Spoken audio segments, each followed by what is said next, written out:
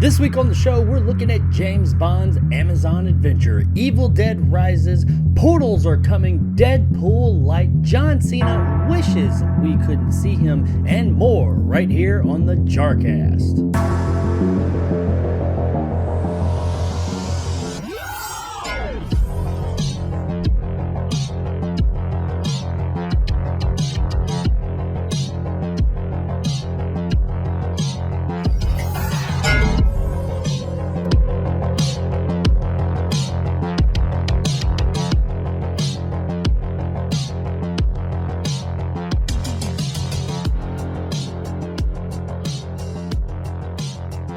Welcome to episode 20 of the JARcast Movie Podcast. I am your host, Jake from Jacob Anders Reviews, and this is our 20th episode, I'm the only one doing this, but this is my 20th episode, the 20th time I've done this, and holy shit, it doesn't really feel like it. At times, though, it does feel like it. But hey, it's not a huge breakout success, but I have a really good time doing this, so for the foreseeable future, I will continue doing it. I did real quick before we jump into the news, want to just talk about that really quick, the 20th episode thing. No, I don't have anything special planned for the 20th episode. I wanted to, but stuff got in the way in the week and whatnot. Maybe I'll do something down the line, maybe for number 30. But for this time, the only special thing I have is to say thanks to everybody who has tuned in, anybody who's ever listened to any of the episodes, especially those special few of you who have seen or listened to every single episode of this podcast. It is more of a passion project thing and complementary to what I do here on this platform and with the reviews and everything. And it's been very experimental since that first one I did, where I started with that real janky ass looking desk, green screen desk thing I had going on. I don't know how great this way that I do it now is, but compared to that, I know this much, it looks better than that. So we've evolved. But I wanted to say thanks to everybody who's tuned in, because it does take an awful lot of time and just patience to put one of these things together. A lot more than I ever thought it would. It's kind of like when I first started YouTube doing the videos. You know that it's hard work because people tell you it is, but you don't really know until you do it. When you do it, it's like, holy shit, I didn't think it was that much. It is. There's a lot that goes into putting this stuff together, but I love doing it. I have a really good time. I look forward to Monday night when I record these, and then Tuesday night when it goes live, and chatting with you guys and just seeing how everybody's doing for the week and talking about movies and the news. And I've enjoyed seeing how this this show has progressed since it first started. I look back at the first one and I had no fucking clue what I was doing. I still don't have much of a clue of what I'm doing. I got a little bit more than I did then though. But it's been a really good time. Of course, I hope that it picks up and more people get to experience it, and the audio side of things does take off, and it, being a podcast and all. But I hope more people pick it up. But if they don't, as long as I'm having a good time doing this and a few of you show up, I'm going to continue doing it because it's just a good time. And I hope that you guys do get something from this. I enjoy interacting with all you guys. It's unfortunate that I don't do it live anymore, because for those of you that weren't here for the beginning, the first, I want to say 10 or 15 shows that I did. It was more than 10. I want to say around the first 15-ish. We're all done live. I did them all live. Well, maybe it was 13, 14, 15, somewhere in there. I did them all live, and it would take me hours and hours to do it on top of all the research and getting everything together.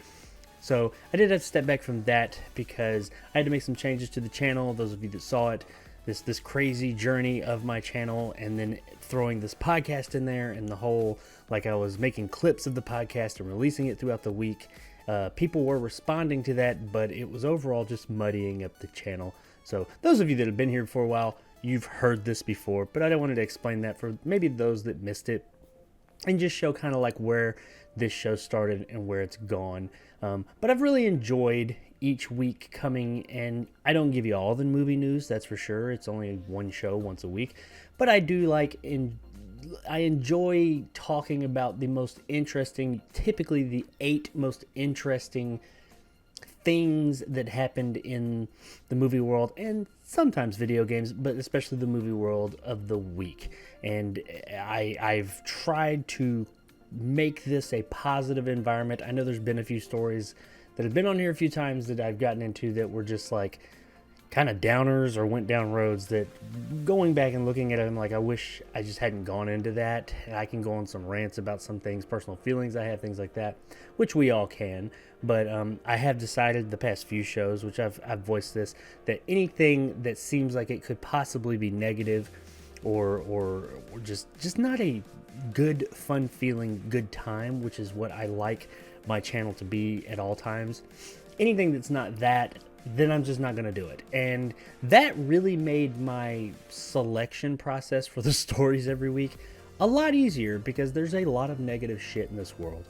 We have to put up with a bunch of shit, a bunch of crap in the real world. And I didn't want to contribute to that. I wanted to be a place, I want my channel to always be a place, all the content that I produce, I mean, it can be of a serious subject matter at times, but I want it to be, you know, a good time, enjoyable, escapism, just like the films I watch. I don't want real world shit in my escapism, or current day real world shit in my escapism, and I don't want it on my channel either. So it did make the selection process a lot easier, because so much of that is intertwined with things that are going on in Hollywood every day. So going through, I mean, I'll see a story that I'm like, and it happens every week since I decided to start doing that, and it's happened this week. I'll have a whole bunch of stories that the headline, I'm like, oh yeah, that's interesting, and I'll start going down the line, and I'm like, oh no, that's some bullshit.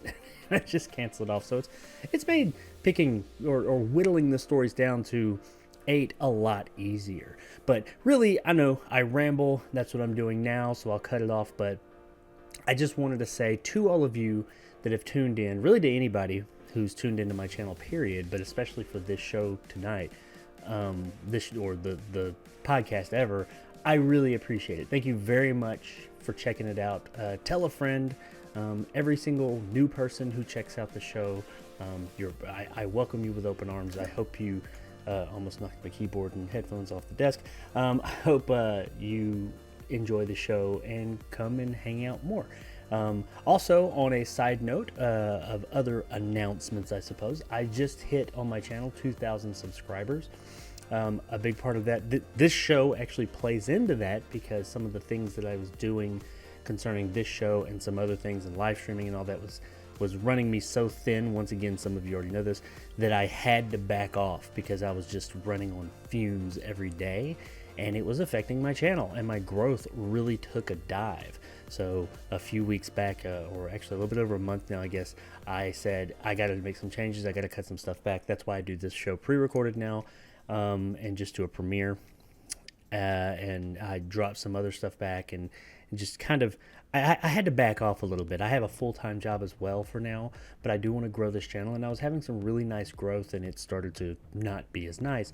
But I'm happy to report that it looks like that is on the upswing again. Things, my analytics and everything are starting to get back in line how they were prior to taking on too much, and which I tend to do a lot of times. But things are moving in the right direction again, so hopefully I will, since I just hit 2,000 subscribers, which we'll get to that in a minute, things are on the upswing, and hopefully I'll be hitting 3,000 much quicker than it took me to hit 2,000. I hit 2,000 quicker than 1,000, you know, hopefully every milestone is a little bit quicker now. I think it will be.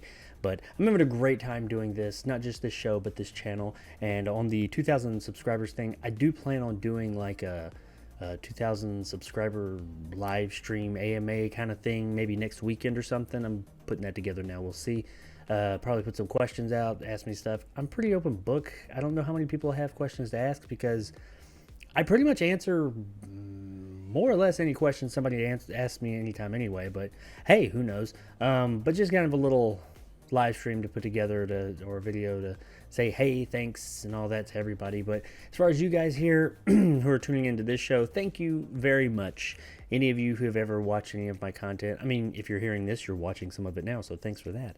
But my reviews and everything, I love doing this. It is my passion. It is my outlet. I do hope to do it full time one day. Today ain't that day. But yeah, I just want to say thanks, man. You guys are the ones who got me here, not me. I make the content. If nobody's watching it, I don't go anywhere with it. You guys are watching it. You guys are getting me up there in the algorithm and getting me up to these milestones. So I'm really looking forward to growing and evolving the channel and putting out the best content I possibly can for you guys. So with all that out of the way, I guess we can go ahead and jump on into the news, because we're a few minutes in now. I don't even know how far. Oh, we're like almost 10 minutes in of me just rambling about all that. But it was important stuff needed to be said. But anywho, let's jump in. Let's go ahead and jump into our first story. There is one big story this week. The rest are more small stories. So this show, I think, will probably be a little bit shorter than usual. Not that 10 minutes of rambling on in the beginning notwithstanding. So yeah, hope to not keep you guys too late this time. And the first story I've got for you is the biggest one of the week, and it's pretty cut and dry. Ultimately, we're talking about James Bond plus a whole lot more, but just for the sake of neat little titles and taglines, or headlines rather, let's say James Bond is going to the Amazon, or he's going to Amazon. According to Variety, the rumored sale of MGM to Amazon has been confirmed, with Jeff Bezos' tech company spending $8.45 billion with a B to own MGM. The deal to secure thousands of films and TV shows for Prime Video, and the possibility of making James Bond films, is worth a lot when you're competing with the likes of Warner Media, Disney, and Netflix. So yeah, this is a lot of fucking money, and MGM, one of the oldest studios in the game, like they are old school Hollywood, tons and tons of properties throughout the years, and still do. They've slowed down a bit in the past few, but they're a big company. Like, they own James Bond. I mean, that's not a small company. Or they put the James Bond movies out. They have been bought by Amazon, so now you can pretty much bet that when this deal, let me clarify. They have not yet been bought. They are, I forget how they put it.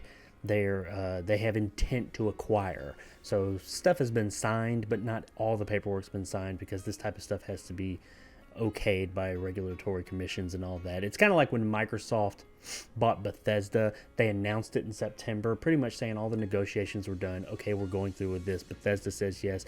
We say yes. We're making this happen. Now we just got to wait for the different government commissions to say, yes, sure, it's okay for these two very large companies to come together. And really, those commissions, those regulatory commissions, are there just to make sure that you're not creating a monopoly. And when it comes to MGM and Amazon, I don't think that's going to be a monopoly. So, but that's the biggest thing that comes up with when these companies do that. Make sure there's not a monopoly and there's nothing illegal going on. So, they're saying that this deal is going to go through in early to mid 2022. So probably 6 months to a year from now, give or take. And that's when it'll be official. And around that time, that's when you're probably going to see a huge influx of MGM properties show up on Amazon Prime. So that'll, if nothing else, that'll give you a good Prime's already got a shit ton of content on there, but it's about to get a whole lot more.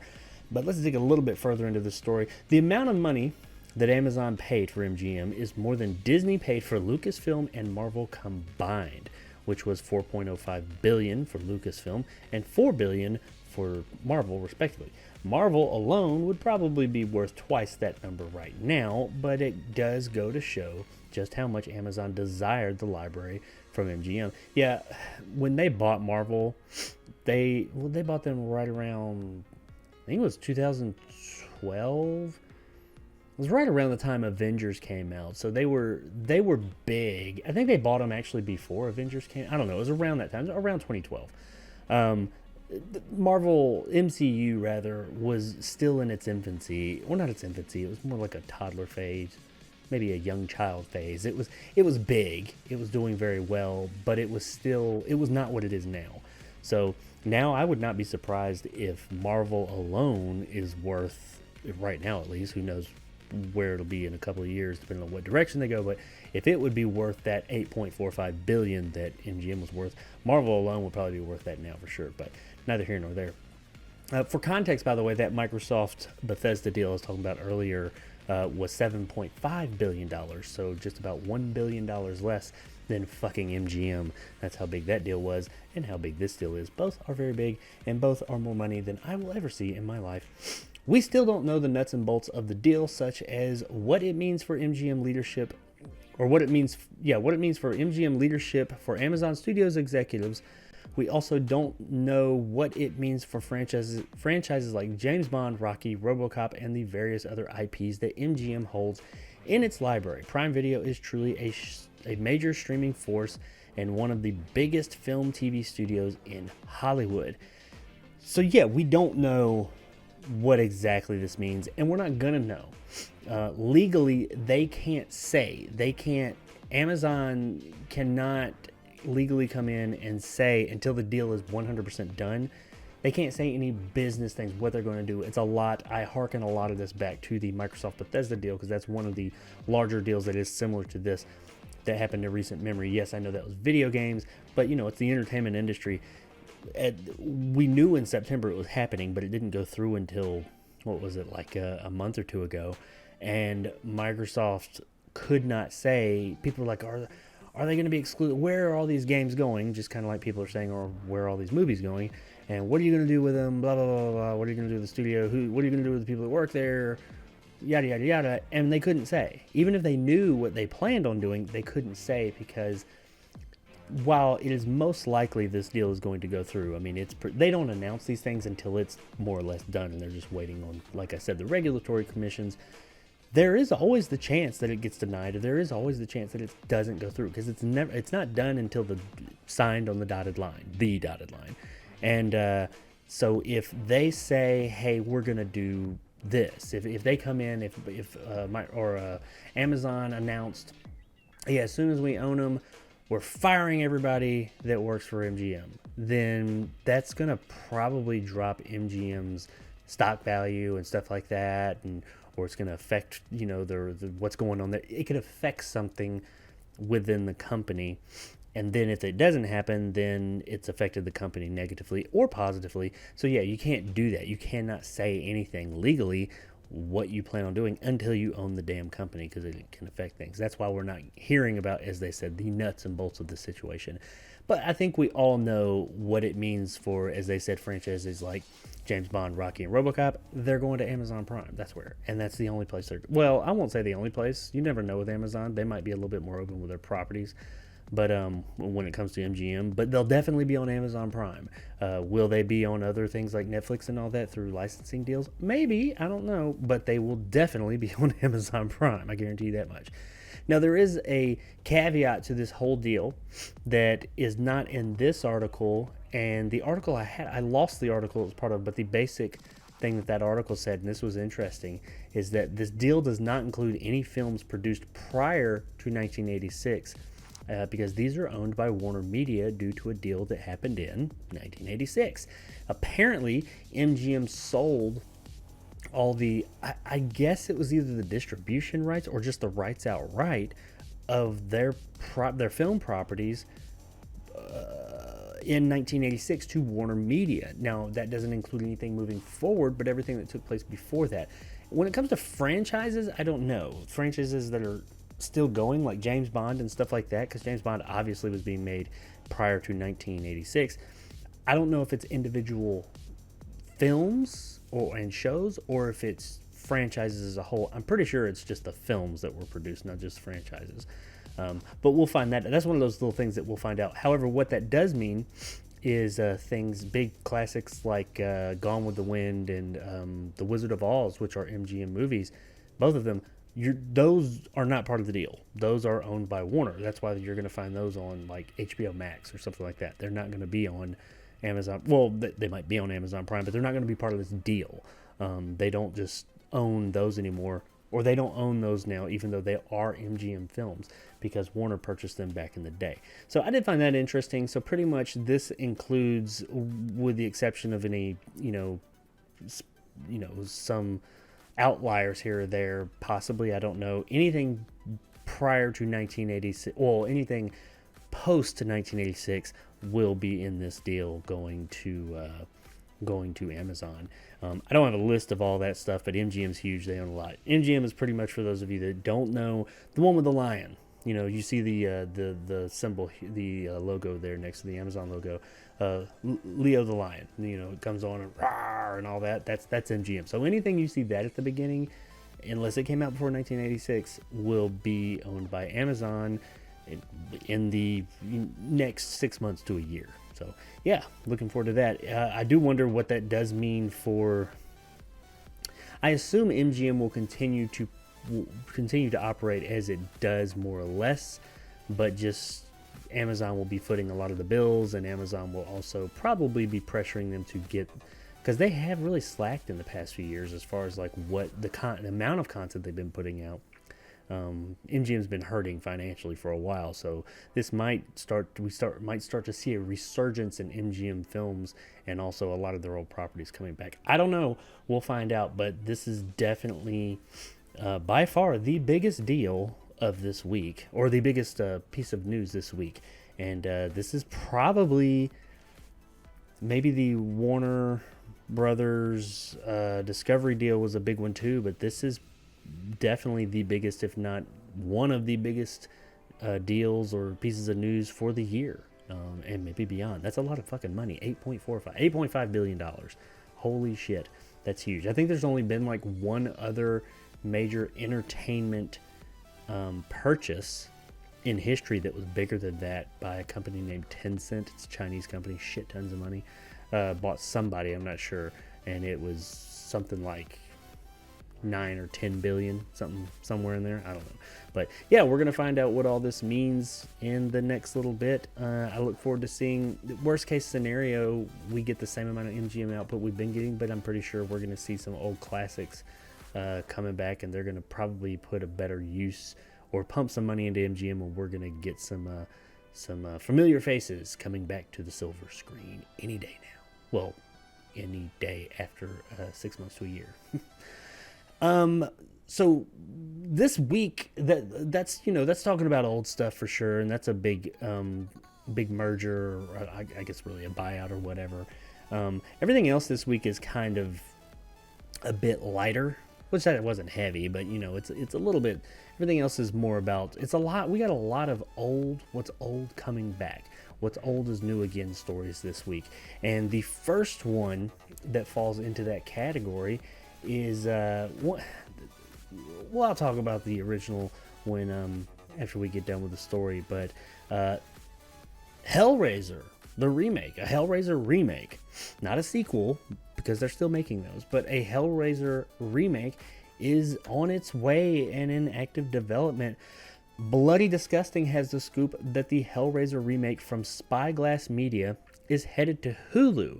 There's been plenty of talk about a Hellraiser remake / reboot over the years. In 2019, it was revealed that David S. Goyer was involved with a remake. By 2020, we learned that David Bruckner, who directed the Netflix film The Ritual, as well as the upcoming The Night House, would be helming. It's unclear at the moment if Goyer is still involved here, but Buckner is still in the director's chair, working with a script from his Night House writers Ben Collins and Luke Piotrowski. Sorry, probably butchered the shit out of that, my friend. Sorry about that, Luke. But yeah, this guy Bruckner, or I don't know much about him. I'm trying to think The Ritual, if I've seen that or not. I think there's more than one movie called The Ritual. I have not seen a recent movie called The Ritual, so I haven't seen that, but I have heard of The Night House. That's not out yet, and I recall hearing good things about it, like festival chatter and stuff. So, I mean, this guy might be, who knows? I can't really put my 2 cents in there. I've heard good things about The Night House, though. Beyond that, we're still in the dark about this one. It's going to be a remake that is it going to be a remake that once again tells the same story as the first film, or will it go in a completely new direction? When Bruckner was first hired, THR reported that his film would be loyal yet evolved. That can mean a lot of things. The Hulu Hellraiser reboot isn't the only Hellraiser related material on the way either. There's also a completely separate Hellraiser TV series headed to HBO Max with David Gordon Green directing the pilot and several other episodes. Michael Daltrey, Trick or Treat, and Mark Verheiden, Battlestar Galactica, are handling writing duties, and Hellraiser creator Clive Barker is on board to executive produce. We don't know how much involvement, if any, Barker has on the remake, though. So, yeah, I don't know which of these I've never been like the biggest Hellraiser fan. I appreciate them. The first two, I like the second one the most. The first one is a classic. I enjoy it as well, but I really like the sequel. But part two, Hellbound, I think it was called, whatever, which I think is the name of the book. The book that Clive Barker, the guy that was talking about the creator, he wrote the book. As director also, he directed the first Hellraiser movie, but the book Hellraiser is based on his book, his novel that he wrote. I think it was called Hellbound. I can't remember, but so we got a TV show coming. Or TV reboot, I guess, coming, and an actual movie reboot coming from two different studios. Admittedly, now this guy, like I said, I've heard good things about his film that's coming out, Bruckner, who's making the movie, and David S. Goyer is usually involved with pretty good projects, so I would be interested to see what they're doing. But it sounds like a lot of the talent in the Hellraiser, a lot of the talent, the interesting talent, is involved with the TV show. It said the Michael Daltrey, which made Trick or Treat, which I really like. Trick or Treat, it's a great little Halloween movie if you haven't seen it, an anthology film. And Mark Verheiden from Battlestar Galactica, assuming that's the 2000s, early 2000s, 2003, I think, Battlestar Galactica. If so, I love that show. That is one of the best shows ever made, in my opinion. So that's two really good ones right there. And it looks like Clive Barker is involved with the TV show and not the movie. So that does make me kind of say, well, the creator, the guy who created every bit of this, he's the be all end all on these movies and this show, or these movies and stories. He picked this show, not the movie. And he could be involved in both, but it looks like he's only involved in the show, so that says something. But maybe he hasn't been invited to work on the new movie. Who knows? Maybe he has, and we just don't know yet. I don't know. Hellraiser fans, though, you got something to look forward to. You got two things to look forward to. You got all kinds of Hellraiser coming. But funny thing is Hellraiser movies have been coming out, and they've just been making sequels. Every few years, a new B-movie, straight-to-video Hellraiser sequel comes out. I think one just came out not long ago. So I'm assuming those will finally be ending since we're getting a reboot. Or who knows? Maybe they'll continue on. There'll be like a different continuity or something. I don't know. But I'll be interested to see what they do with this, with, the filmmaking techniques we have nowadays, how they can do this. Hellraiser had such a distinct look and feel, though. I'm worried that a new one would just, not that it wouldn't be violent and bloody and all that stuff that people want out of a Hellraiser film or show, but would it just be soulless? Ironically enough, would it just kind of not have much substance and soul? Because there's something about Hellraiser that it leaves an impression. There's not many other films that are like Hellraiser or Hellraiser 2. Now, the ones after that, they're kind of trash from what I remember, but what I've seen. But those first two films, they have such a unique feel and just look, and everything about them is so unique. It's just so Hellraiser. And so I'm wondering if these new ones will be able to continue that and have their own unique feel and look that is unlike anything else. Who knows? I assume, it sounds like the TV show's a bit further along and they're actually already working on it actively. So we're going to see some Hellraiser action at some point in the coming year, or at least 2022. So looking forward to it, I guess. I'll check it out and see what it's all about. And who knows? Maybe this is the boost in the arm, or the shot of adrenaline that the Hellraiser franchise needs out of both of these. I guess we'll find out when they come out here somewhat soon. Now, that's not all the horror, not really remake, but old horror returning news that I've got this week. This story, now, as I said with Hellraiser, I can't say that I don't hate them, but I'm not the biggest fan. I appreciate them, especially the first two, but, like I said, not my favorite. But this one is my favorite, but I don't know how I feel about this story because there's a few things in it that I need some clarification on, that I'm interested to see what direction they will be going. And I am talking about, and I am really looking forward to this, Evil Dead sequel is rising up to HBO Max. Last year, rumors surfaced that the new Evil Dead movie was going to be called Evil Dead Rise, and that it was headed to a city setting. Rumor had it that the film would take place in a skyscraper. And now we have some confirmation. Okay, a skyscraper. I'm getting, Poltergeist 3 vibes. I'm just going to say, when I read that, I get Poltergeist 3 vibes. But, it took place in a skyscraper. I don't know. We'll see. Let's read on. The film is indeed called Evil Dead Rise, and it will indeed head into the city setting as opposed to some secluded woodland, which is usually where these movies take place. Sam Raimi, Robert Tappert, and Bruce Campbell, the team behind the original franchise, are involved in the new film. Campbell won't be reprising his iconic role of Ash, but he'll be executive producing the movie along with Raimi, while Tappert will produce. Rather than head to theaters, Evil Dead Rise is going right to HBO Max in the US. Lee Cronin, who directed the creepy film Hole in the Ground, that was a creepy ass movie. I never got to do a review of it. That was a really creepy fucking movie though. Worth checking out. Is on board to write and direct the pick. As for the story, Evil Dead Rise tells a twisted tale of two estranged sisters played by Alyssa Sutherland, TV's The Mist and Vikings, and Lily Sullivan, Panic at Hanging Rock and Jungle, whose reunion is cut short by the rise of flesh-possessing demons, thrusting them into primal battle for survival as they face the most nightmarish version of family imaginable.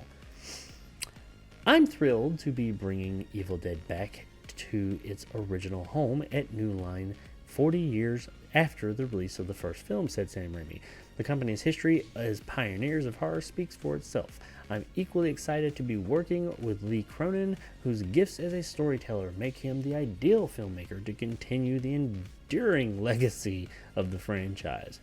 Yeah, that whole sentence right there, he didn't really say anything. He was just, that was a canned, not response, but kind of a canned just statement about, hey, we're working on this new movie that you guys are all aware of. Whatever. At its core, Evil Dead is about ordinary people overcoming extraordinary, terrifying situations, added Bruce Campbell. I can't wait for Alyssa and Lily to fill the blood-soaked shoes of those who have come before them and carry on that tradition. Same thing, pretty much. Didn't really give us anything, kind of canned, but I will say his had a little bit more flair to it. I do like that. And director Cronin said, the Evil Dead movies filled my brain with terror and awe when I first saw them at 9 years old. I am excited and humbled to be resurrecting the most iconic of evil forces for both the fans and a whole new generation. Okay, so my biggest question to this, and I think this is a valid question, is this a sequel to the original trilogy, or original films, original timeline, I guess? Or is this a sequel to the, 2013, I think they had the remake. Which is it? Now, I did like the 2013 remake. I enjoyed them all. It wasn't the original with Ash, but with Bruce Campbell and Ash, but I did enjoy it. And I really liked the TV show too, which the TV show was a continuation of the original films with Army of Darkness going directly into it. So I would be happy, which I doubt this is going to be a continuation of the original timeline, though, unless they're retconning the TV show. Because the way that the TV show ended, it's not this. I'll just say that. If you haven't seen the TV show, I'll just say it ends in a very big way. And I really love the way it ended. I'd love to see more of that, by the way.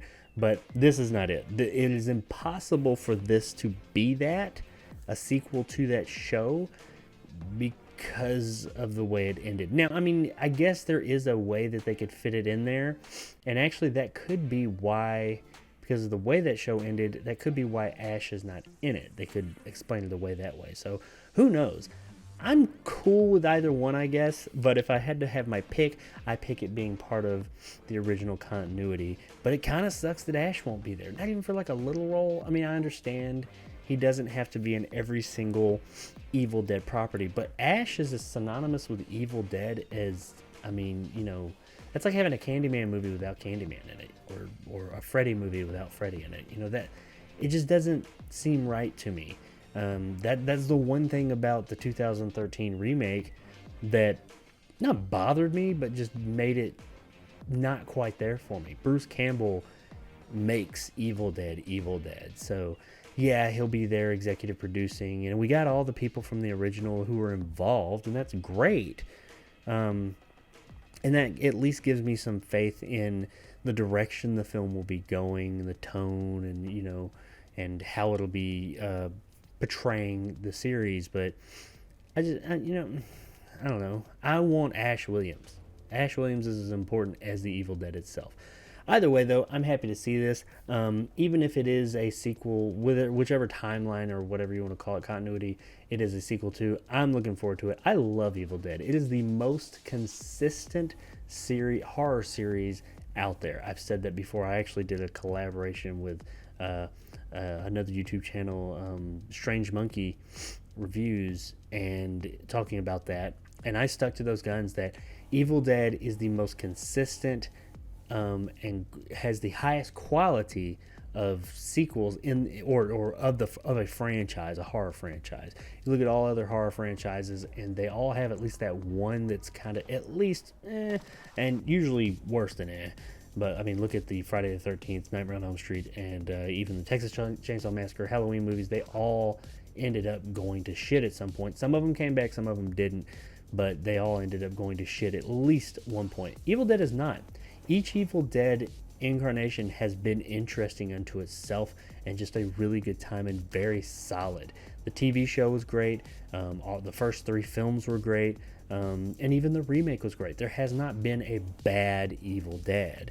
So I am hoping that this doesn't break that tradition and we get more good Evil Dead. But from the sounds of it, sounds like this is not very far along. They're just giving kind of those statements of we just announced it. But hell, who knows? Maybe they've already shot a lot of it and we just don't know. I mean, they've got a lot of people already involved, and they know who the actresses are who are going to portray the main characters. So I guess it's at least somewhat along. It doesn't really say if filming has taken place, if it's begun, or if it's going to begin, or when, or what, but it does say it's happening, and that's good enough for me because I love me some Evil Dead, and I'm looking forward to this. Speaking of nasty, gross out 80s good times, terrible segue again. I gotta have at least one really terrible segue each show. But anywho, speaking of nasty shit from the 80s that I loved and is coming back now, the Garbage Pail Kids are back. HBO Max is teaming up with Tops Tornate. I don't know who Tornate is. I guess that's a company name. Tornate and Danny McBride's Rough House Pictures to make a Garbage Pail Kids animated series, according to The Hollywood Reporter. McBride and his Rough House partner David Gordon Green, with whom he co-wrote 2018's Halloween, both share a love for the Garbage Pail Kids and Saturday morning cartoons, and are combining those two loves into a family-friendly animated series that will appeal to audiences of all ages. Okay, that's either them being facetious or that's kind of scary. McBride, Green, and Josh Bicel, Hulu's Solar Opposites, will write and co-write the HBO Max series. Tornate TV's Noel Bright and Stephen A. Cohen will executive produce alongside Rough House's Brandon James, The Righteous Gemstones, alongside McBride, Green, and Bicel. It's unclear for now whether McBride, who has lent his voice to many an animated project, including Despicable Me and the Angry Birds movies, will voice any of the characters in the potential series. I'm sure he will. Okay, so this is a really quick, there's not a lot to this story except that it's happening. Well, actually it does. It says potential series, so it sounds like it's on it's happening. But then closer to the bottom, when it says potential series, that makes me think, okay, has this not gotten a green light yet? Because the whole entire article makes it seem as if it's done. Or not done, but it's a green light. They're working on it. It's happening. But I don't know. Maybe that was just a slip of words or whatever. But the Garbage Pail Kids, the cards, and everything that surrounded them when I was a kid were awesome. I loved them. I collected them just like pretty much every other kid, and they were like a menace to society. Like in schools, they were banned in some, like, maybe countries, I don't know, but people hated them. Parents thought the Garbage Pail Kids was what was going to like rot their youth's brains, and that's why we were going to end up being mass murders and stuff or something like that. I don't know. Maybe, hell, fuck me. Maybe Garbage Pail Kids were the beginning of that, but I don't think so. They were just kind of parodies of the Cabbage Patch Kids and like these stupid little funny, ironic names for their dumb looking character. Well, like crazy, creative, not dumb. They're just really creatively gross looking characters usually. But then they made a movie in 87, maybe 86. I actually did a collaboration with Trivial Theater on the Garbage Pail Kids movie, and where we watched it and commented on it. And it's so fucking bad. I remember watching it when I was a kid, and I had a little bit more patience for it then, because I love the Garbage Pail Kids. I do not have patience for that shit now. It's so fucking bad. Like, so bad that halfway through that review with her, which you could check it out on her channel, there's a link on my channel as well. But it's so bad that I stopped partway through and went to my kitchen and got alcohol and just started drinking, because I could, and I don't drink that often anymore, but I just started drinking because that shit was so fucking bad. But hopefully this sounds like it's going to be better. It's got some talent behind it. I really did like what McBride and his people did with Halloween 2018. I know that movie was a little divisive, but I think more people appreciated it than not.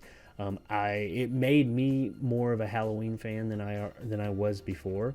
I've always just been kind of a, yeah, Halloween's cool. I like it. I'm a fan of Halloween 3, by the way, but the Michael Myers Halloween, never was totally my thing. I appreciate it, but I wasn't a huge fan. But I really enjoyed 2018's Halloween.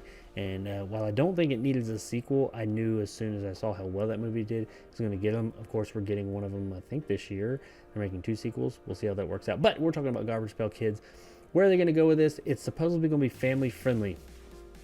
I'm not going to say that Garbage Pail Kids wasn't family friendly to a degree. They weren't as bad as people made them out to be, but they were, I don't know if I would classify them as family friendly. So that does kind of scare me.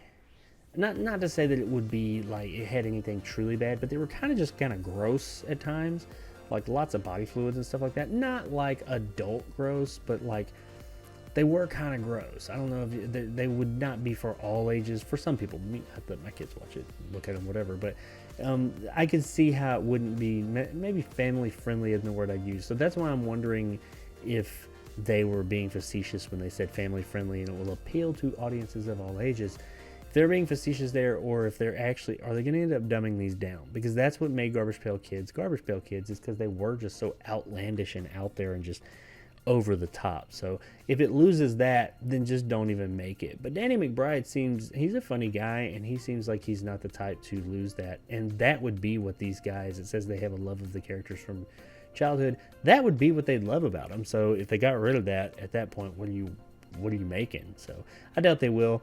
I'm interested to see what direction they go with this, and who knows, maybe we'll get a resurgence in Garbage Pail Kids here in the 2020s. Maybe this is the year that the Garbage Pail Kids come back.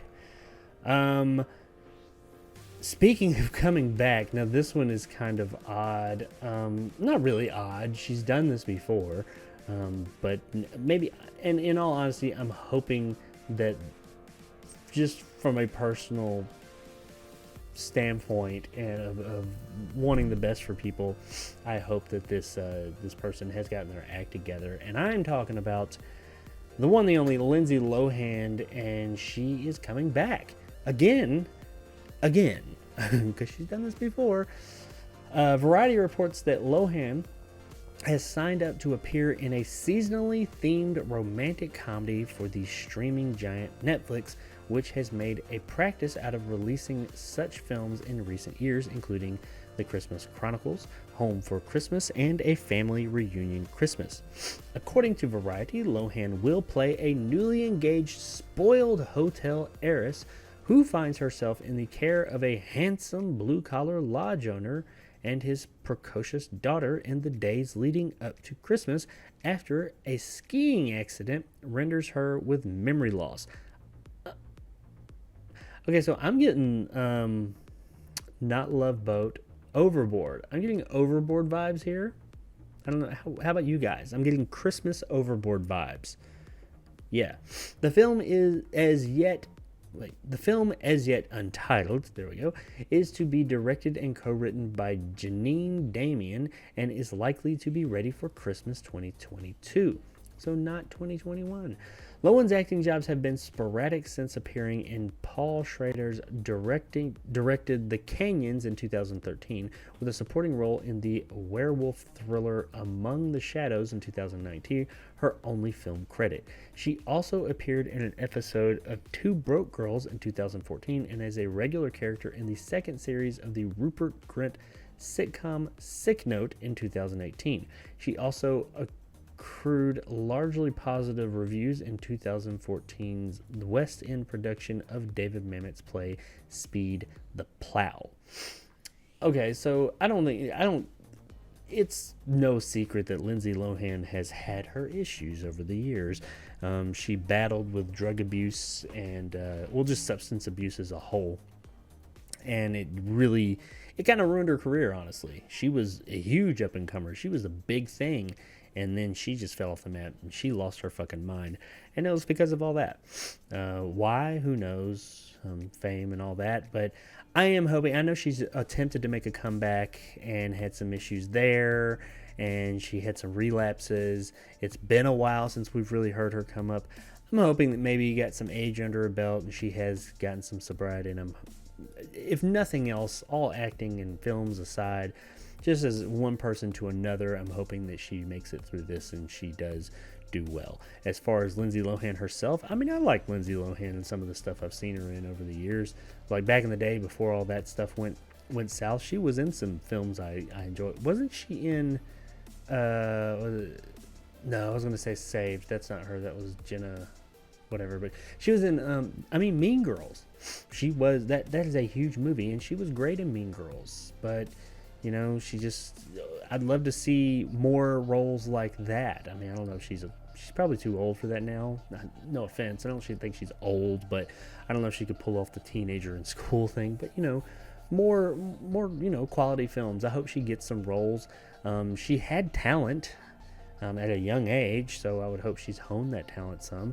I just hope she didn't, sour her career so much and her name so much in Hollywood that she doesn't get any roles. I mean, she's getting some, so I mean, there's something. Netflix that's a big get for anybody. So she's in a Netflix movie. Hopefully this thing is not a total bomb and she can get some more work after that, and hopefully she can get her life back on track. Or hopefully she already has gotten her life back on track and this just helps validate that more. But yeah, from that real quick synopsis they gave, I got massive Christmas Overboard vibes. That is pretty much a blue-collar lodge owner and his precocious daughter in the days... she finds herself in the care of a handsome blue-collar lodge owner and his precocious daughter in the days leading up to Christmas after a skiing accident renders her with memory loss. Yeah, that's, pretty much not Love Boat. I keep saying Love Boat. Overboard. Just, a couple of things different. It's a skiing accident. Instead, she fell off of a boat, and she's got memory loss, and she's in the care of this blue collar guy. Because now, if this movie, we get a trailer and we find out that they're lying to her, saying that, oh, you're married or girlfriend or whatever, they're connected somehow, and they're not really. This is a remake of Overboard, which they did a couple of years ago, and I did not see it, but my understanding is it was fucking awful. That's what everybody said. I'm going to take their word for it because it didn't look good. But all that aside, it's good to see people when they have those types of struggles, famous or not, and they're able to overcome it. Because I know a lot of people aren't able to overcome these type of struggles. Substance abuse is a really tough thing. I've known people that have gone through it, and I've known people that didn't, they didn't get through it. They struggled with it, and some people aren't with us now because of it. So that's unfortunate. It is how the world is, and it changes lives. So I'm hoping that she was able to get past that, and whether her acting career takes off again or not, I'm hoping, if nothing else, she still, just for herself, she gets on the road, or she's on that road to recovery, and she stays there. I hope she stays what do they call it, sober. I hope she just stays sober. So good for her, though, for doing what she had to do, to whatever it was, to get on in this movie and try and get a second chance. So this next story is there. This next story could easily go in that negative direction I was talking about. I don't want to go. We're not going to go there. It's just so ridiculous. I just want to talk about the ridiculousness of this story. And when I've seen the video that they're going to talk about. I'm not going to put it on here. It's not a bad video. I mean, you can look it up yourself, but I didn't see the point in putting it up here because I'm going to tell you what it said in it. But yeah, this was a really weird, I don't know, I guess I live in America, so maybe I don't get this issue. I understand the issue that's going on here, but I don't think that I feel like this situation has been blown up much bigger than it should be. And I'm talking about John Cena and how, John Cena, we can see you. We see you, buddy. We all see you now. John Cena has issued an apology on the popular Chinese social media platform Weibo after backlash ignited in the nation over him referring to Taiwan as a country during a publicity interview for his upcoming Fast and Furious tentpole F9. Cena found himself at the center of controversy because of an interview he gave to Taiwanese broadcaster TVBS. Cena told the network that Taiwan is the first country that can watch F9, upsetting many in China who consider Taiwan merely a breakaway territory. Okay, before I get any further into this story, because it's going to talk about what he said, the basic, this is like a very basic version of it, but and I think it mentions some of it here in the story, but the basic idea is that Taiwan was, or is, depending on who you are, was part of China. Taiwan formed its own government and broke away. So it said, we no longer want to be a part of China. We want to be our own thing. I'm not going to pretend to know everything that goes into that, but they declared their independence. But China never accepted it. And this apparently happened like 60 years ago or something like that, and it's been a sore spot for China for a long time, and they refuse in China. And when I say they, I'm assuming it's mostly the government, but maybe it's the people too. I really don't know, but I do know that China as a whole refuses to acknowledge Taiwan as its own government. It is part of China as far as they're concerned, but obviously the people in Taiwan are like, no, we're our own thing, dog. So that's ultimately where this comes from, and apparently John Cena made the mistake of referring to Taiwan as a country when doing promotion, and just a quick little statement in a promotional thing. I don't get it, but anyway, in his apology video posted to Weibo, Cena spoke in Mandarin and said, and by the way, he learned Mandarin, because I was wondering, I was like, does he just know Mandarin? That's a difficult language for Westerners to pick up, but he apparently learned it when he was wrestling 10 plus years ago, because he was doing lots of wrestling over there and stuff, and he wanted to be able to communicate with the people there more while he was there, so he actually learned Mandarin, or he has been learning it over the years, whatever. He can speak it. But in his video, he said, I quote, "I'm sorry for my mistake. I must say now it's very, very, very, very important that I love and respect even more China and the Chinese people." Cena did not refer to Taiwan by name in the video or discuss the TBVS interview in detail. The actor noted that he did a lot of interviews and made a mistake. And that is true. In the video, he never says, the only like, but China is the only nationality or nation or country or city, state, or whatever they are, Providence. He is the only one that he said. He never said Taiwan. He just said, hey, I did a lot of interviews. I made a mistake. My bad. I love you guys and all this and that. It was kind of pandering, honestly. I'm not going to lie. As CNN notes, Taiwan is a self-governed democratic island, but China claims it as its sovereign territory, despite the two sides being ruled separately since the end of the Civil War over 70 years ago. Beijing considers any suggestion of Taiwan's independence crossing its red line and has been increasingly trying to use its economic power to police speech on the topic around the world. See, that's fucked up. If they don't want to be a part of your fucking country and they've already broken off and they have their own goddamn government, just let them go. Who cares? Clearly China cares. According to CNN, Cena's apology video has amassed some 7,000 responses on Weibo so far. Some critics are still angry about his remarks and accused him of not going far enough. Please say Taiwan is part of China, is in Chinese, otherwise we will not accept, one person wrote. I don't understand why the Chinese people should be so tolerant to him, who has a vague political stance while profiting from Chinese people, another wrote. F9 is being released globally by Universal Pictures. The film launches in the US on June 25th. Okay, so I'm not going to get into, because I know there's all kinds of political tensions and stuff like that over there in Asia, in the China and Taiwan, and just in China in general there is a lot of stuff going on. Personally, I say if Taiwan wants to be independent, let them be independent. It sounds like they had a civil war over it 70 years ago. Once again, I do not know all the ins and outs here. I know that's always been a thing, but I don't know every little detail. But it sounds like they had a civil war over the shit, and it ended, and they got their own government and all that, and they kind of do their own thing. Let it go, China. But China ain't about that life. China is about, you don't do your own thing. We tell you what to do, and if you go against that, nah. So I don't really know legally what Taiwan is, but Taiwan and the people that live there consider themselves their own country. So what if he said, hey, Taiwan gets first country to get to see it? Jesus Christ, who cares? Once again, clearly China cares. Now, he put this video out, whether it was his choice or if he was told to, we'll never know. But I get why he put it out. I get why he would go along with putting it out.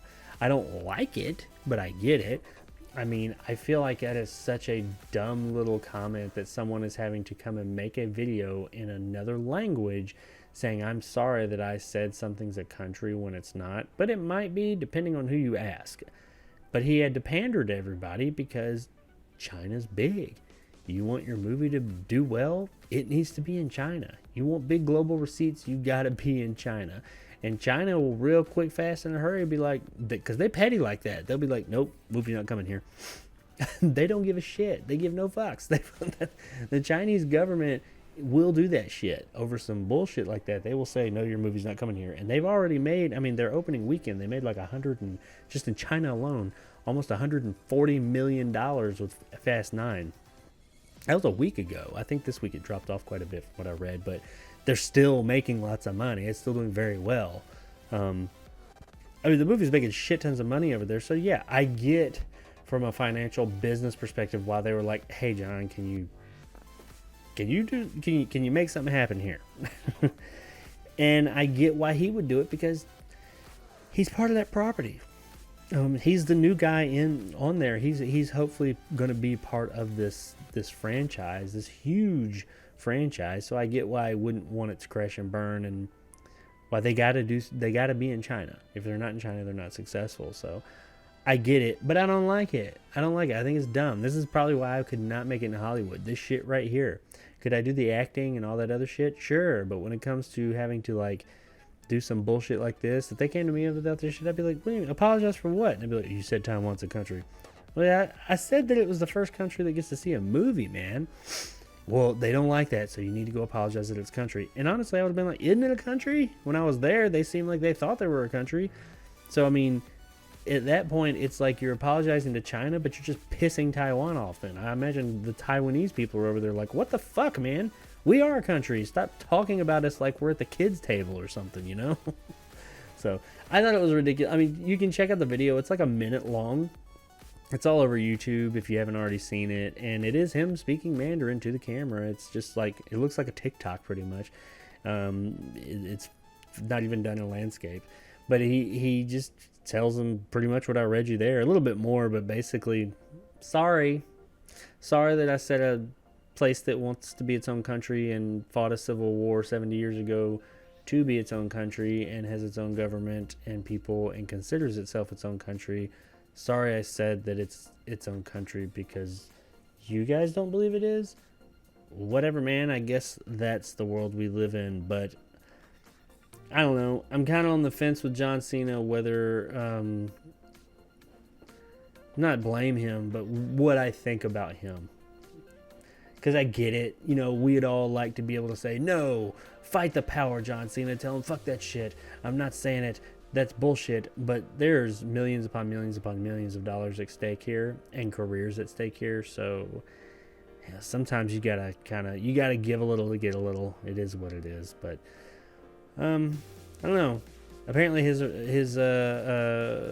apology wasn't enough for some people, so kind of damned if you do, damned if you don't. But there you go, John Cena. For those of you that didn't know, he can speak Mandarin, and he can also apologize in Mandarin. Now, from there, that was not a bad story, but as you can see, it could have gone bad. This next one, though, I don't know anything bad you could say about it, because this all sounds fantastic, and I'm looking forward to it.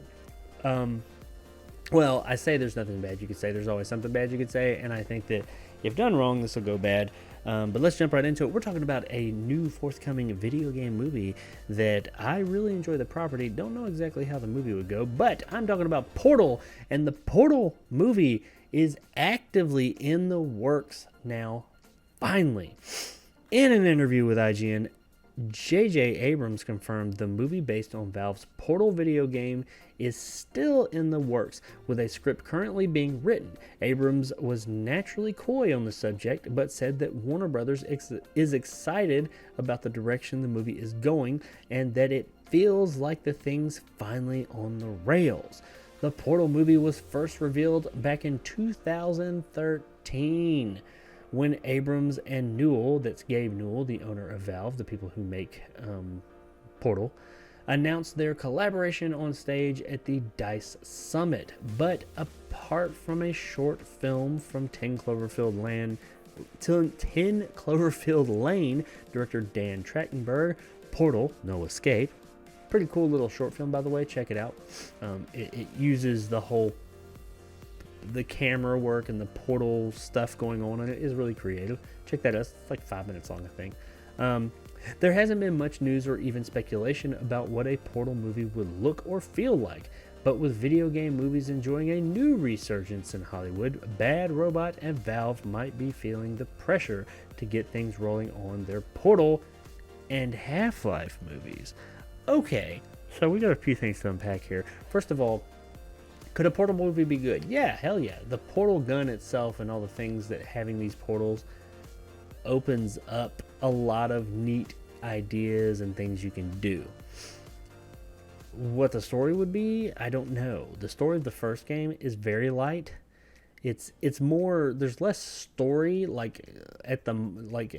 forefront story in the first game, and more world.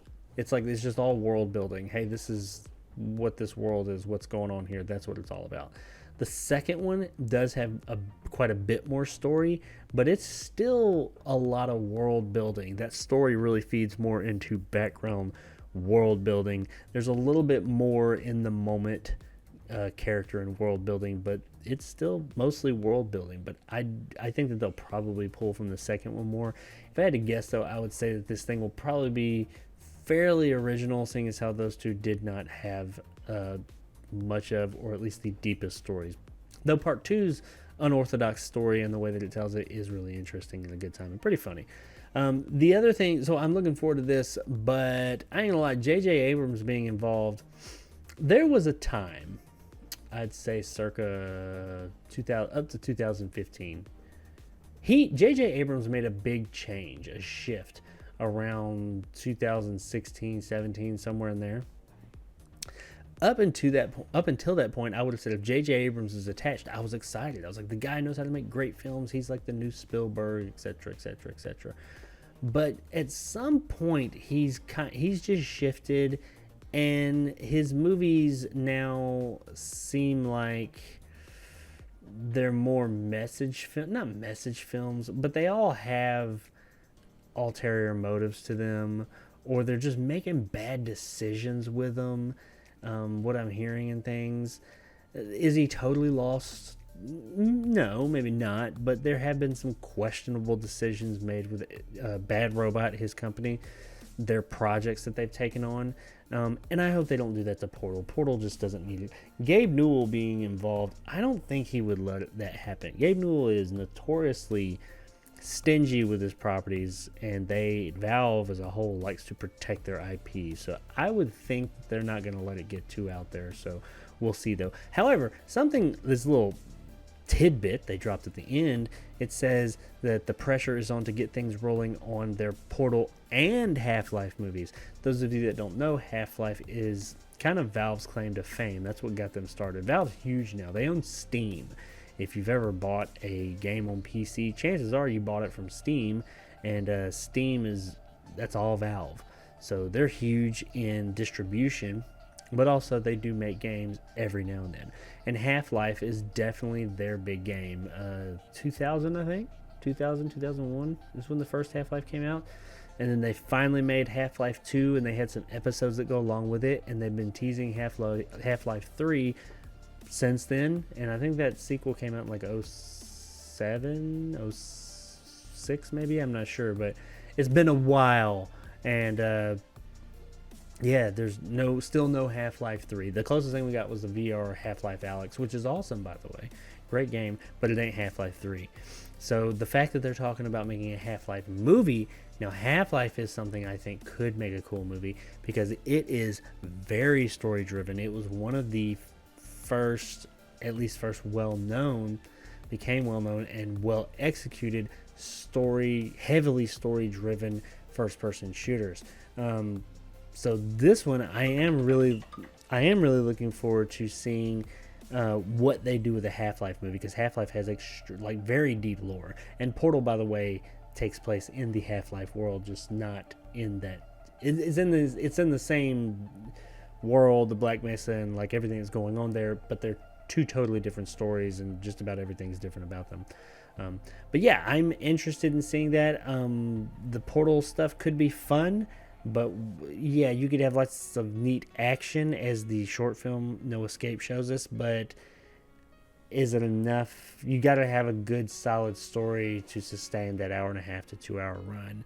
And I figure the Half-Life movie is probably even further out if we ever even see it. But it sounds like Portal is coming along, and we're going to get a Portal movie sooner than later.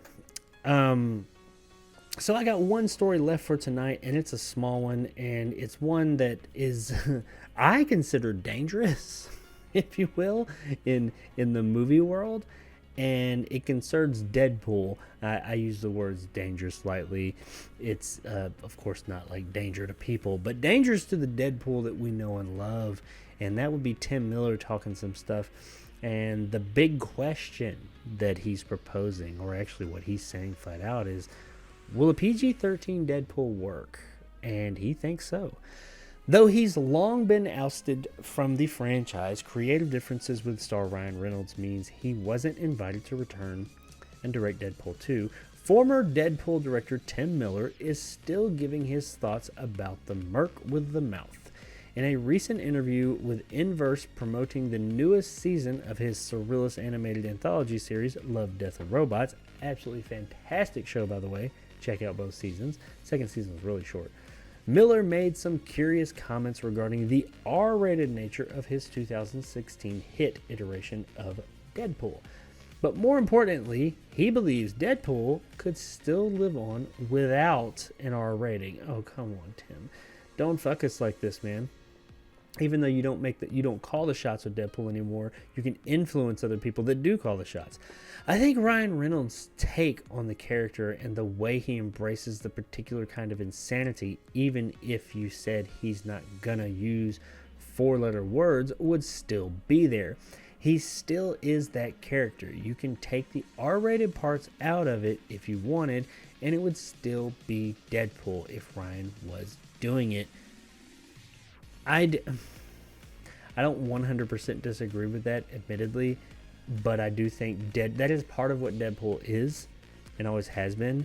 And if you take that away, it's no longer Deadpool. Can you make a good movie like that? Sure, but it ain't Deadpool. Deadpool is raunchy ass R-rated, pretty damn violent ridiculousness. Take that away, what do you got? Ridiculousness. Miller suggests that Reynolds' Deadpool can still exist in his distinctly humorous and macabre fashion without absolutely needing the R rating. Without Marvel's Kevin Feige... What? Oh, I'm sorry. Though Marvel's Kevin Feige has said in the past Deadpool will remain R-rated, integration with PG-13 MCU characters gets a bit more tricky. Now, some people take that as gospel that, well, see, Kevin Feige said that Deadpool's going to stay R-rated. I'm not saying it won't. It may, and I think there's a fairly good chance that it could. I do not see Deadpool mingling with the MCU anytime soon, if ever. And I also wouldn't be surprised if they did say, hey, let's just make it PG-13, and it'll be a hard PG-13, so we can get him in the MCU and make even more money off of him. And PG-13 sells more tickets. So just because he said it will remain R-rated, quite a while back, by the way, when they first purchased Fox, that doesn't mean that they can't change their fucking minds. Why? Because they're Disney and they do what the fuck they want. That being said, Tim Miller shouldn't be treated as the sole authority over the current iteration of Deadpool. Rhett Reese and Paul Wernick wrote the first film and the 2018 sequel, and that sequel was helmed by David Leitch, John Wick, Atomic Blonde. Moreover, as Miller himself cites, many character traits exist inherently in Reynolds' performance. Based on the most recent reports, Deadpool 3 script is still in development, but it's key and important to note, Reese and Wernick, who developed and shepherded Deadpool for a good 7 years before it made it to the screen, are curiously no longer involved with the franchise. Curiously, sure. They work for Fox. They're out. Disney wanted everything Fox related gone.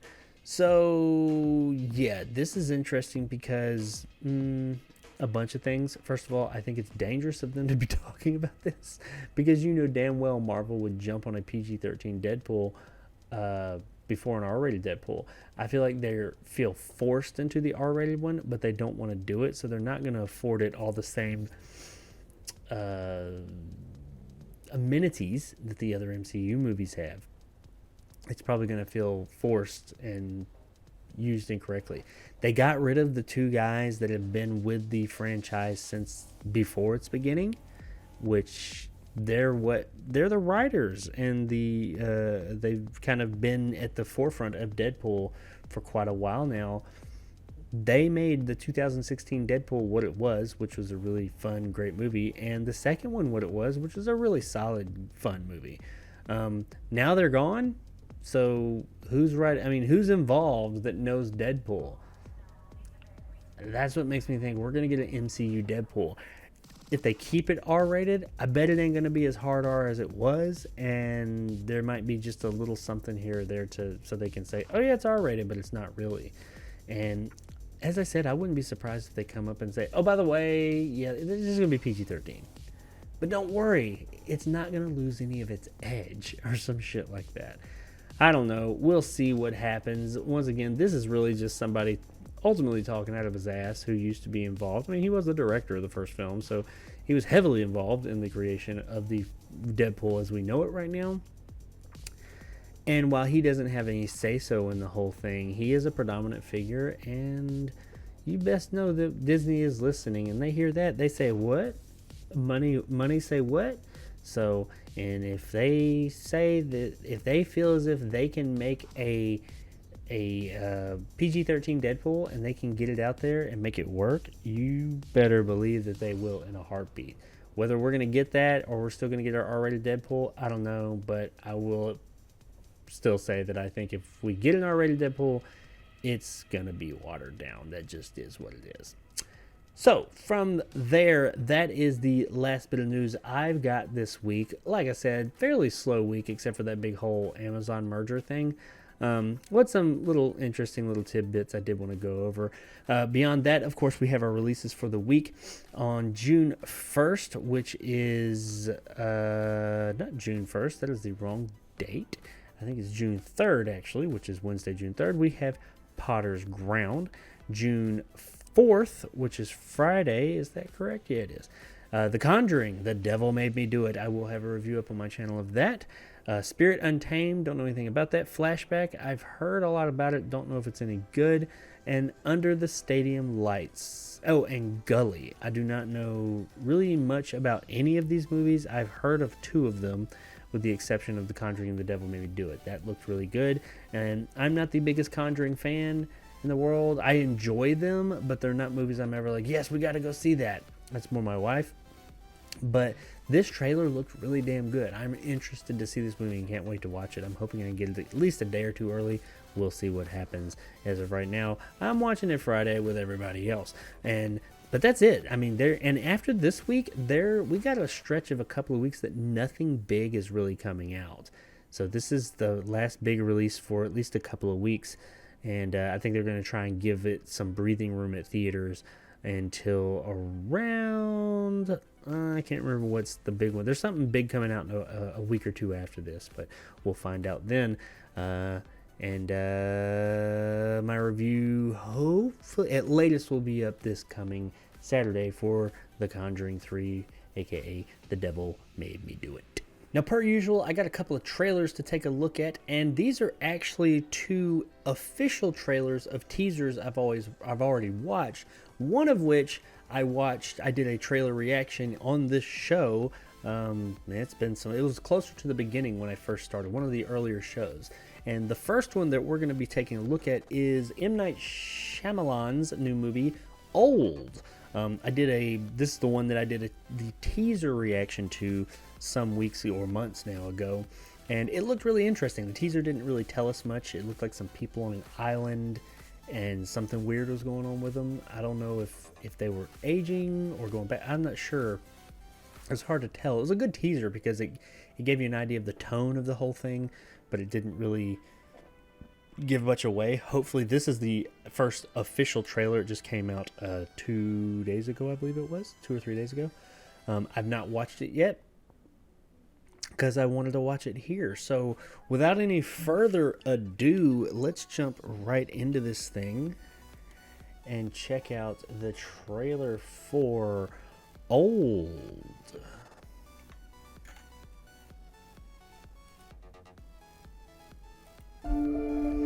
No kids allowed on the beach? What? No. That's not true! Oh no! Oh no! Oh no! We never leave each other. Nothing separates us. Are we there yet?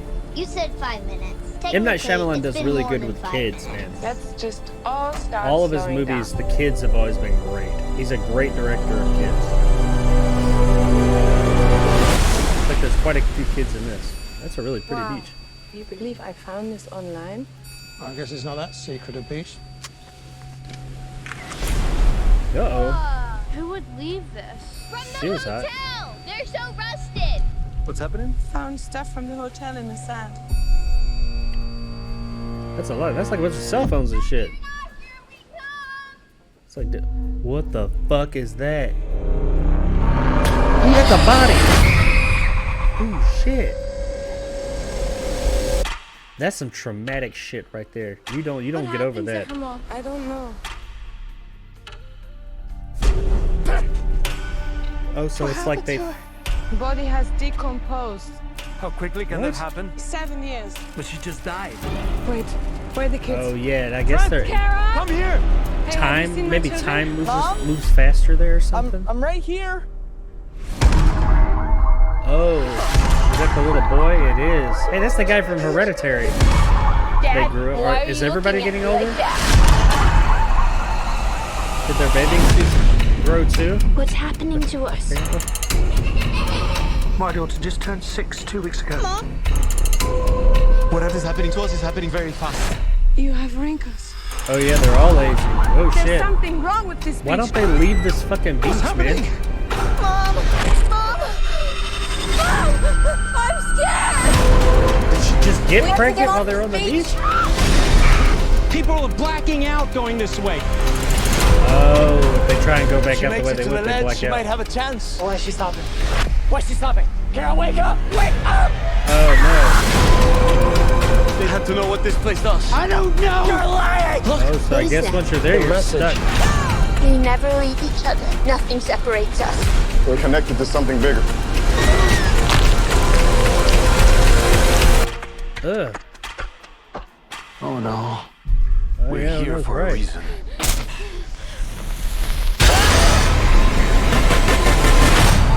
What'd they see? That gave me chills. No kids. Oh, that allowed on was, the beach. What? Okay, so yeah, that was. Ooh, yeah, that last part gave me chills. I don't get chills when I watch trailers very often, but that did it. That gave me. That was. Ugh. What did they see? See, oh man, I love that. I love when movies do that. One of my favorite scenes in a movie ever did that. Like when it can convey what they're trying, what the filmmaker wants you to see, or what the filmmaker wants you to feel. I guess ultimately, it conveys it just by the reactions of the people. You don't even have to see it. That is so good when movies do that, and it looks like this one's doing that. So, oh yeah, that was. I really like that. I like M. Night Shyamalan. I think he does some really good work. He's had his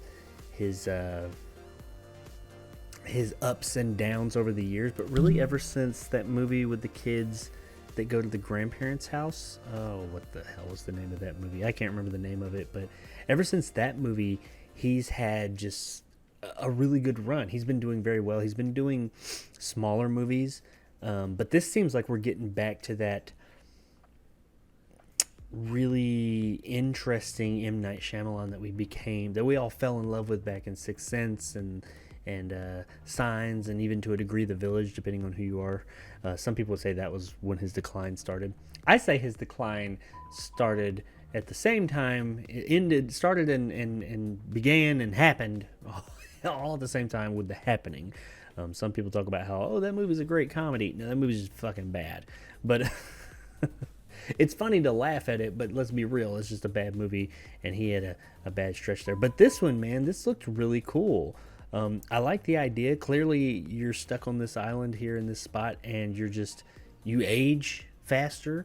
Time is moving faster, I guess. I'm assuming time is moving faster. That's why they're aging.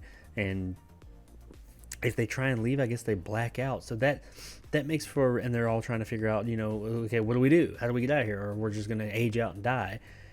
That's a really interesting premise, and I'd like to see what he's going to do with it. I like that this trailer gave us the basic premise, and that's it. We didn't get anything else. We didn't get anything else from this trailer except here's the basic premise. You don't need anything else. We ain't giving you nothing else. There is nothing else you're going to get until you see the movie, and that's great. I wonder how many fucking twists this movie's going to have.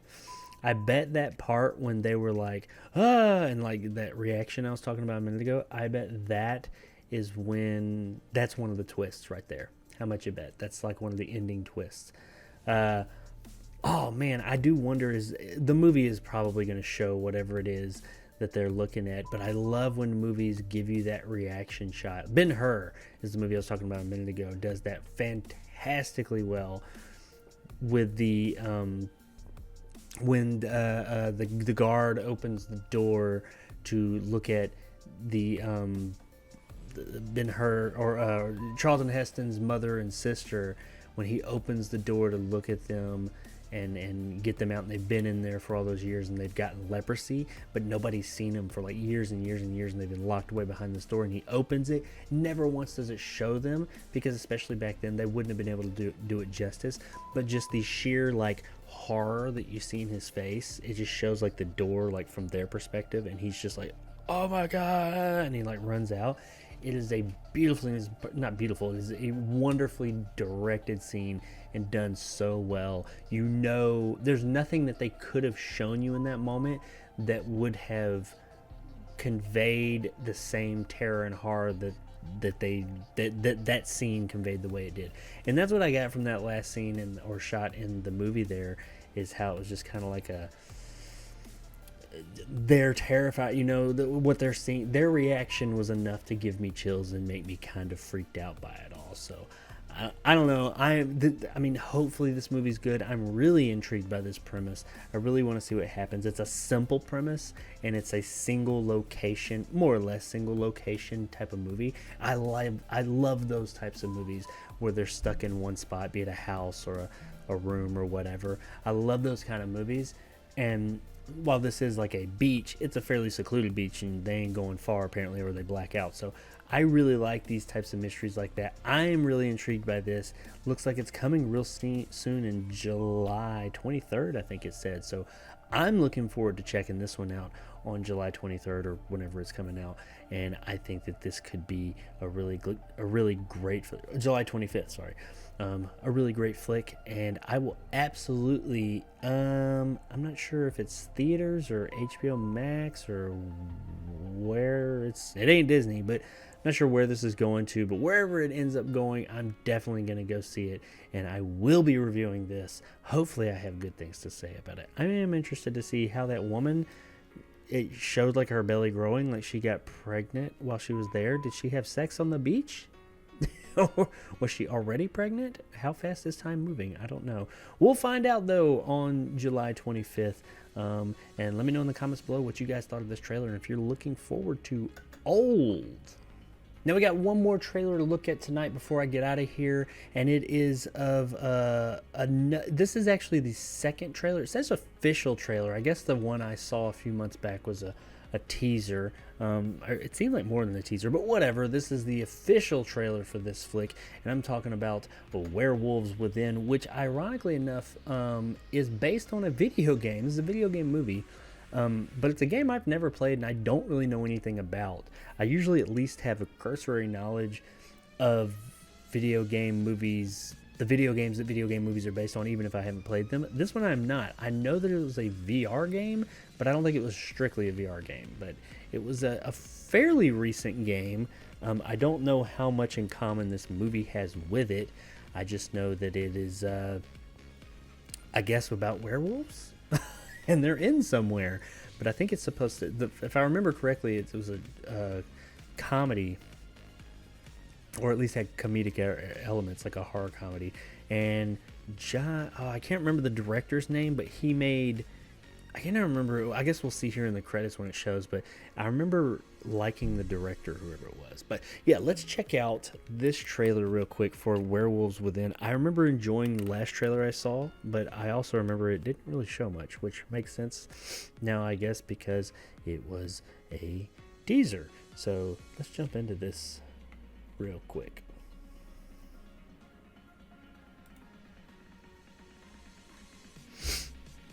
Bloody violence, sexual references, and language throughout. Okay. Should have pecked her. Beaverfield. What? People do that? You know, fun fact, not only is it the oldest, but remains one of the most effective means of traversing the ice. Wow. Yeah, you're gonna fit right in at Beaverfield. Everything here is a little questionable. Ranger! Hey, that's the, oh, yeah. The weather. The woman who made, that girl or woman, she was in the movie that the director made the other one. Sure? You look like you just seen a corpse. Well, the roads are effed, and something's wrong with the generator. Story time generator? or All of them. Can't get on the internet! Also, there's a dead body under your porch. Holy!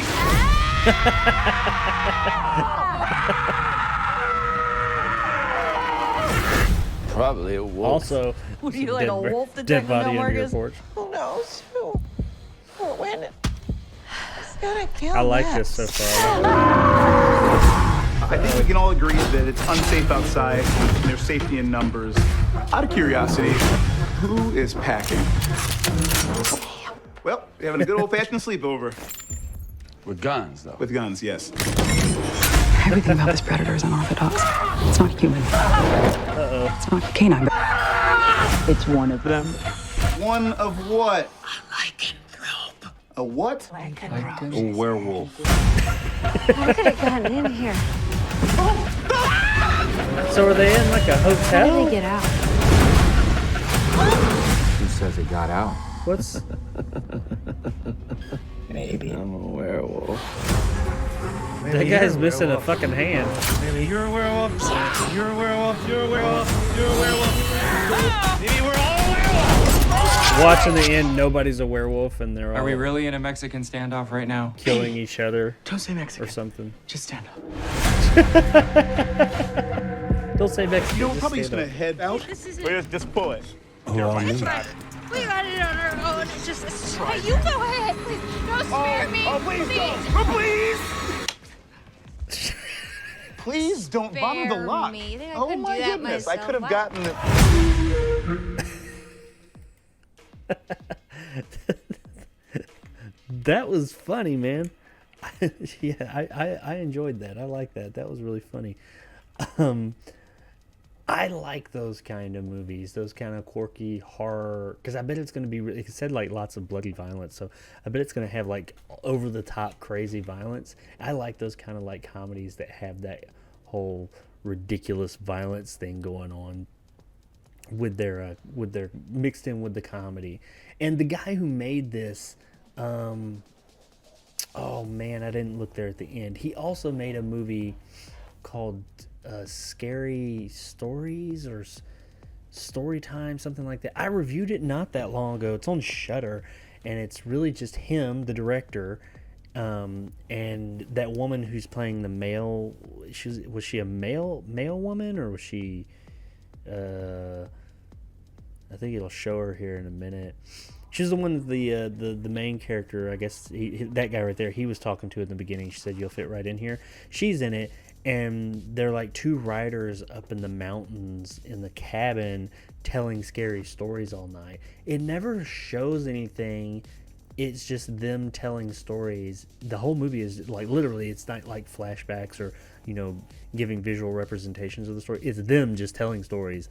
And it was kind of experimental in that way, that like it was an interesting movie, but I can't say that it was a great movie, but it was a really interesting movie and I enjoyed it, and there was some real great technique and comedy in it that I really liked. This seems like he's taking it to the next level. I really liked his directing style and how he directed his actors, and I really enjoyed that movie for what it was. Like I said, it was very experimental in that way that its storytelling was, but I think this seems like this is what he came to make. This is what he was, you know, born to make here. And this seems like it'd be really good. I am not familiar with the game. I have no idea what the game is about. I assume it's about, I guess, people locked up in a hotel or something with a werewolf. Maybe, is it kind of like we getting some Thing vibes here? Maybe like nobody knows who the werewolf is, and they're trying to figure that out the whole time. I don't know. But either way, it looked like a really good time. I enjoy these kind of like goofball, over-the-top, violent horror comedies. Kind of like in the vein of like Tucker and Dale versus Evil, or even Evil Dead, at least Evil Dead 2 and 3. Kind of, they're funny, but they're horror at the same time. So yeah, I mean, it didn't show a lot, so I don't really have a lot. I mean, it showed stuff, but it didn't give us much beyond it's kind of a mystery werewolf standoff movie with a bunch of people and some comedy. So I'm down with that, man. I'll be interested to see this when it comes out. It didn't give a date, I don't think, but I think it is coming this year. It's coming at some point soon. Probably over the summer sometime. So I will definitely be checking this out. A lot of, not besides that one character that was in the other movie that this guy made, I'm not familiar offhand with any of the actors here, but that doesn't, it seemed like they were all getting along great and getting on and having they're going to provide a lot of laughs. Hopefully this movie's good. I really enjoyed the filmmaking side of this guy's last movie. I thought he did a fantastic job there. So I'm assuming that now that he's going to have more to actually do on screen with this movie, it's probably going to turn out to be great. I cannot remember the name of that movie. I want to say Storytime or Scary Stories or something like that. Just look, if you're interested, I made a review of it a few months back. Josh something, whoever the director of this movie is, look up his filmography. I think it was the only other movie he's made. So it just came out. It's on Shudder. But definitely worth checking out. And I will be checking this one out when it comes out later this year for sure. So everybody, that will about do it for me and the news and the releases and all that good stuff this week. Only other thing I got to go through is coming up on my channel. I am still working on those video game movie review ranking lists, and I've mostly just about all filmed and cutting it together, but there's 60 of them, so that's a hell of a list, and I'm trying to work it in when I can make that happen. And that one is coming. I was hoping to actually get it out this week. If it's not out this Wednesday, which would be the day after you're watching this, if you're watching on the premiere, it will definitely 100% be out the next week for sure. I also have a review of The Conjuring, The Devil Made Me Do It, coming out this week, later in the week, over the weekend probably. A review of I don't want to throw out what I thought of it, but a movie that I recently found or watched that was nominated and won a few Academy Awards. The Father with Anthony Hopkins. Just wait for my review. It's if you have an opportunity to see it before my review, though, it's worth seeing. I'll say that. Batman 66 will be the first in my comic book movie review series that will be starting soon, and that's about it. I got some other stuff coming, but that's about all we're going to talk about right now. Also tomorrow night, Retro Wednesday, I will be playing a little game called Psychonauts. It is the original. The sequel is coming sometime here soon. We're probably going to find out around the 15th of June. Speaking of the 13th of June, rather. Speaking of the 13th of June, that is E3, and that is when Microsoft and Bethesda, the two biggest names at E3 this year, will be doing their conference. Sony's not going this year, it's just Microsoft. So they're going to be doing their conference. This is supposedly going to be Microsoft's biggest E3 ever, and it is probably the one they have the most to prove at. So there's going to be a whole lot of big, really interesting reveals and videos and stuff. They say it's going to be about 90 minutes, maybe 2 hours. I was thinking about doing a live stream. Probably going to do it either way, but what do you guys think? Would you tune in on, I think it's on a Sunday. I think the 13th is a Sunday, and it would be at I think the thing premieres at, the E3 conference is at 1 o'clock my time. So 1 o'clock Central Time, or maybe it's 12 o'clock. It's in the middle of the day. Either way, would you tune in if I did a live stream reaction to that conference?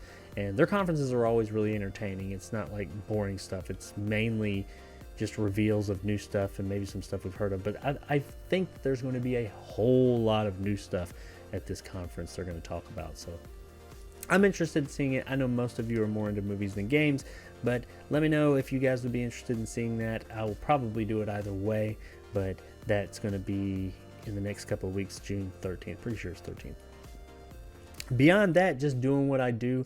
I will let some of you know that check out the channel a bit more often than others. There is a chance, and it would be a very good thing, that here in the next couple of months, I'm not going to say too much, and I don't want to jinx it. I'm not going to say anything except for this. There's a chance that a big change could be coming to my channel in the next few months. I will know more Friday. I will know more Friday, but I won't know everything Friday, but I will have a much better idea of this situation that is happening that could be really big for my channel. But it would be, admittedly, it would be probably a couple of months away, deeper into summer, if not closer to the end of summer before this thing happened. But it would be really big for my channel.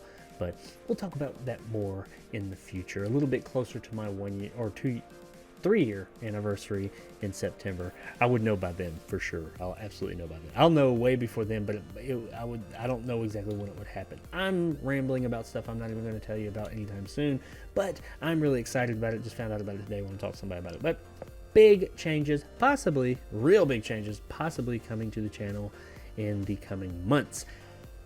All right, guys, thanks for checking out and tuning in to episode 20 of the JARcast movie podcast. Per usual, if you are interested in checking out this thing in video form, of course, come to YouTube and check it out there on my channel, Jacob Anders Reviews. If you're interested in the audio version, check it out under JARcast Movie Podcast or Jacob Anders Reviews Movie Podcast. Under really everywhere, anywhere the podcasts are available, iTunes, Google, Amazon, Spotify, all the usual suspects. If it is not available on your podcast provider of choice, I have the ability to put it on any of them. So just let me know, hey, I wish it was here, and I can make that happen. I just put it on all the major ones, and nobody's requested anything else, so I'm not worried about it. So, but yeah, go check that out too. Check out the audio version if you would, and see if you like that. Maybe suggest to a friend, because I'm trying to build that up a little bit and maybe get more audio hits, if you will. But beyond that, ladies and gentlemen, I ain't got nothing. That's it. Just thank you very much once again from the bottom of my heart for checking out any amount of my content, but especially this podcast, episode 20. We've done 20 of them now. Doesn't seem like a lot, but it seems like I've been doing this for a while. Started at the beginning of the year. 20 in, and yeah, I'm gonna continue to do more. I know I didn't have anything big for this one, but I'm hoping that maybe by number 30 I can have like a bigger show and something going on there special. And as I said earlier, I hope to just continuously improve the show and get it better. Wasn't a lot of news this week, I know, but I hope to make the show better and better each week, and become your central hub for movie news, or at least for once a week. But that's all I got. Thank you guys for checking it out. Thanks for hanging out, and I will see you guys next week.